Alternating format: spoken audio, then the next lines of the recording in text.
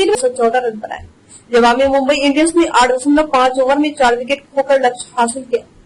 वैसे मुंबई इंडियंस ने 3 दिन के भीतर 2 बार बड़ा कारनामा किया है। मुंबई इंडियंस ने इससे पहले रविवार को मुंबई के वानखेड़े स्टेडियम पर राजस्थान रॉयल्स को 3 गेंद शेष रहते हुए 6 विकेट राजस्थान रॉयल्स के नाम दर्ज है।